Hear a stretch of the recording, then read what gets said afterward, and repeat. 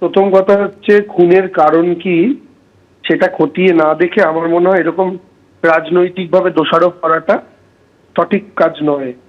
কারণ নির্বাচনের আগে এ ধরনের মিথ্যা অভিযোগ গ্রাউন্ডে আরো বেশি করে রাজনৈতিক সংঘর্ষের সৃষ্টি করতে পারে। তো স্বাভাবিকভাবে এই খুনের কারণ কোনো ব্যক্তিগত বা ব্যবসায়িক ঈর্ষা নাকি সত্যি সত্যি রাজনৈতিক, সেটা তো তদন্ত হওয়া প্রয়োজন।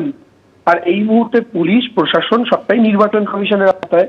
তো বিজেপি এই সমস্ত অভিযোগ না করে বিজেপি নির্বাচন কমিশনের কাছে অভিযোগ করুক এবং নির্বাচন কমিশনের আওতাধীন পুলিশের কাছে অভিযোগ করুক যে সত্যি সত্যি তারা যেন তদন্ত করে বার করে এই খুনের পেছনে কারণটা কি। ব্যক্তিগত কারণ হোক, রাজনৈতিক কারণ হোক, ব্যবসায়িক কারণ হোক, যে কারণেই থাকুক, প্রকৃত অপরাধী ধরা পড়বে, এই বিষয়ে তো কোনো সন্দেহ নেই। কারণ বিজেপির তো ইলেকশন কমিশনের উপর বিশ্বাস আমাদের চেয়ে অনেক গুণ বেশি। তো বিজেপিও রাজনৈতিক কথাবার্তা না বলে সেই পথে হাঁটাটাই আমার মনে হয় অনেক বেশি যুক্তিগ্রাহ্য। ধন্যবাদ। ভোটের আগে রক্তাক্ত হলো রায়দিঘি, খুন হয়ে গেলেন বিজেপি কর্মী কিশোর দাস। বিজেপির বুথ সহ সভাপতি ছিলেন তিনি। বিজেপি কর্মীর রক্তাক্ত দেহ উদ্ধার হয়েছে। খুনে জড়িত থাকার অভিযোগে গ্রেফতার করা হয়েছে নিহতের স্ত্রী এবং এক প্রতিবেশী যুবককে।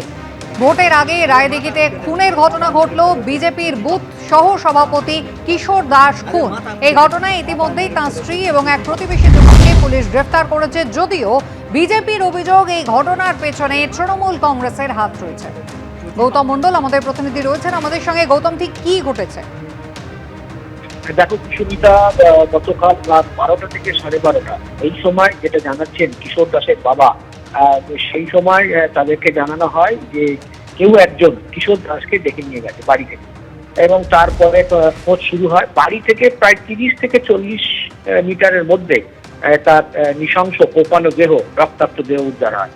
এবং তারপরেই পুলিশকে খবর দেওয়া হয়। রাজগীর থানার পুলিশ গিয়ে দেহ উদ্ধার করে এবং দেহ ময়নাতদন্তে পাঠানো হচ্ছে এই মুহূর্তে। কিন্তু এই ঘটনার পর প্রাথমিকভাবে পুলিশ তদন্ত নেমে তার স্ত্রীকে গ্রেপ্তার করে এবং স্ত্রীকে গ্রেপ্তার করে তারপর তার ফোনের বিভিন্ন রকম কলের সূত্র ধরে, ফোন কলের সূত্র ধরে তাদেরই প্রতিবেশী এক যুবককে গ্রেপ্তার করেছে পুলিশ। এই ঘটনায় রীতিমতো যেহেতু নির্বাচন দোরগোড়ায়, রাজনৈতিক উত্তাপ বেড়েছে এই ঘটনায়। আজকে সকালে যিনি রায়দিঘির যিনি বিজেপি প্রার্থী পলাশ রানা, তিনি এই কিশোর দাসের বাড়িতে যান এবং তিনি সহসভাপতি ছিলেন এই বুথের এবং সক্রিয় কর্মী ছিলেন। তিনি নির্বাচনে তিনি ঝাঁপিয়েও পড়েছিলেন। তিনি এই ঘটনায় পুরোপুরি তৃণমূল কংগ্রেসের বিরুদ্ধে অভিযোগের আঙুল তুলেছেন যে নির্বাচনের আগে রক্তাক্ত করতে চাইছেন, ভয় দেখাতে চাইছেন কর্মীদের। কিন্তু উল্টো দিক থেকে মথুরাপুরের সাংসদ বাপি হালদার তিনি এই ঘটনায় তীব্র নিন্দা জানিয়ে বলেছেন যে যে কোনো ঘটনাকে সঙ্গে রাজনীতি জড়িয়ে দেওয়া হচ্ছে। এই ঘটনা পুলিশ ইতিমধ্যে দুজনকে গ্রেপ্তার করেছে এবং বিবাহ বহির্ভূত সম্পর্কে যে সেটার জেরেই কিশোর দাস খুন হয়েছে এবং ইতিমধ্যে দুজন গ্রেপ্তার হয়েছে এবং আগামী দিনে তদন্তে যেটা উঠে আসবে সেটাই হচ্ছে তারা দলের পক্ষ থেকে সেটাই আশা করেছেন। উল্টো দিকে সুন্দরবন পুলিশ জেলা পুলিশ সুপার বিশ্বনাথ ঠাকুর তিনি জানিয়েছেন তার বাবার ভিত্তিতে, তার বাবা যিনি কিশোর দাসের বাবা, নিহত বিজেপি কর্মীর বাবা, তার লিখিত অভিযোগের ভিত্তিতে তদন্ত শুরু হয়েছে এবং দুজন গ্রেপ্তার হয়েছে, কিশোর দাসের স্ত্রী এবং প্রতিবেশী এক যুবক।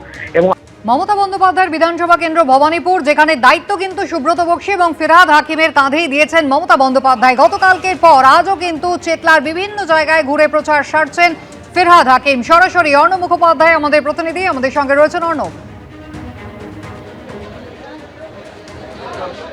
দেখো, ফিরহাদ হাকিম এই মুহূর্তে চেতলায় এসছেন। আমরা দেখতে পাচ্ছি যে এখানে লেখা রয়েছে, প্রত্যেকের হাতে যে পোস্টার রয়েছে তাতে লেখা রয়েছে উন্নয়ন ঘরে ঘরে, ঘরের মেয়েই ভবানীপুরে। এবং সেখানে এই জায়গার মধ্যে ফিরহাদ হাকিম এবং কর্মী সমর্থকরা তারা ভেতরে প্রবেশ করেছেন এবং প্রত্যেকের হাতে এই লিফলেটও দেওয়া হচ্ছে। আমরা দেখতে পাচ্ছি যে মমতা ব্যানার্জি ভবানীপুর বিধানসভা তৃণমূল কংগ্রেস প্রার্থী, সেটাও দেওয়া হচ্ছে। এবং এই মুহূর্তে ফিরহাদ হাকিম তিনি এসছেন এবং তিনি প্রচার সারছেন। আমরা কথা বলে নেওয়ার চেষ্টা করব ফিরহাদ হাকিমের সঙ্গে।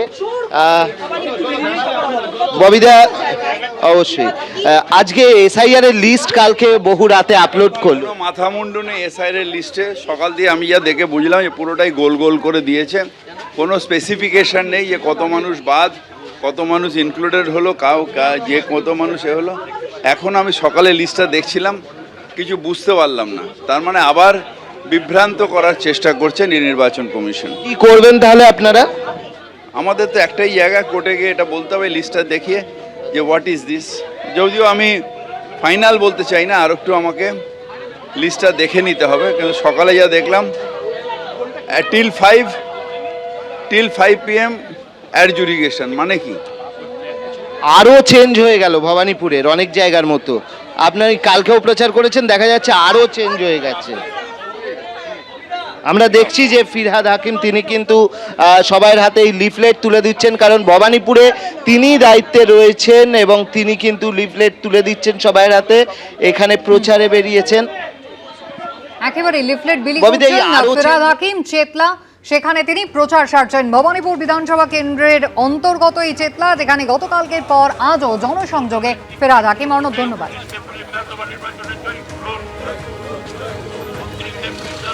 এবিপি আনন্দ, এগিয়ে থাকে, এগিয়ে রাখে।